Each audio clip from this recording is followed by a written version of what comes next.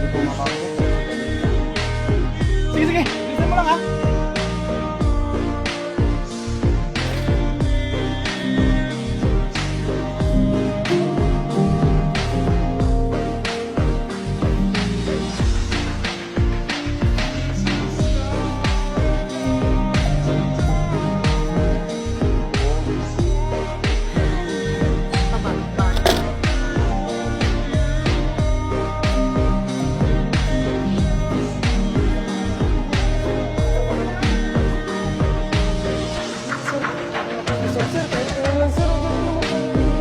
Hindi pwede.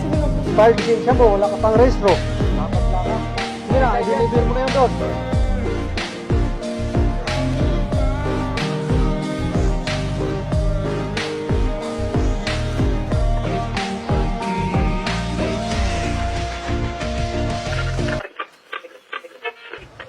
Hindi ko alam ang iyong pinagdadaanan ngayon. Minsan, sadyang mahirap talaga ang buhay.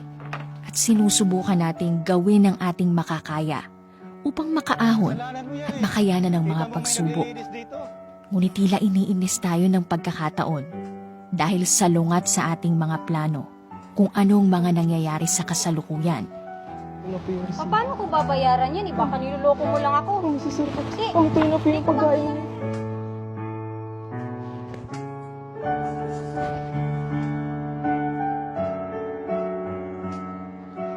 Pero huwag kang panghinaan ng loob. Hindi man naging maganda ang pakikitungo nila sa'yo, gawin mo pa rin kung ano ang tama. Piliin mo kung anong mas makabubuti para sa'yo at sa iyong kapwa.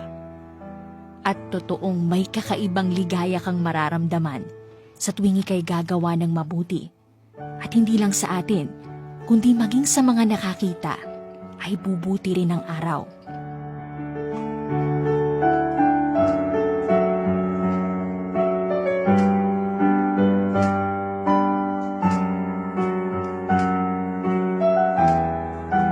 Dahil ang paggawa ng mabuti ay napakagandang paraan upang ating maitawid sa kapwa ang pag-asang hatid ng pagiging positibo sa buhay. Gaya ng sinasabi sa Biblia na kapag tumulong tayo sa nangangailangan, para na tayong nagpautang sa Panginoon. At tiyak na babayaran niya tayo sa ating kabutihan.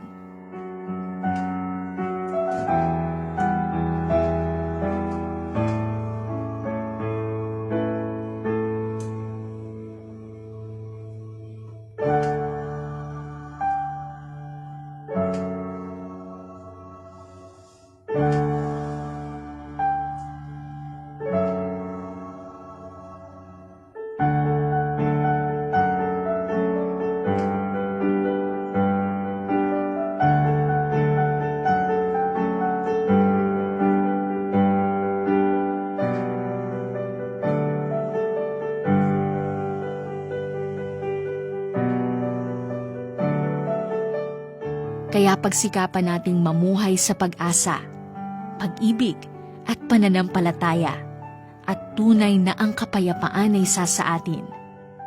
Muli ako si DJ Leslie. Salamat at magandang araw sa lahat.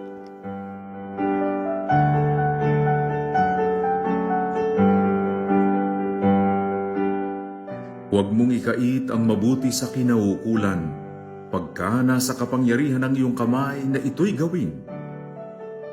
Kawikaan 3:27. Ang naawa sa dukha ay nagpapautang sa Panginoon, at ang kanyang mabuting gawa ay babayaran sa kanya uli. Kawikaan 19:17.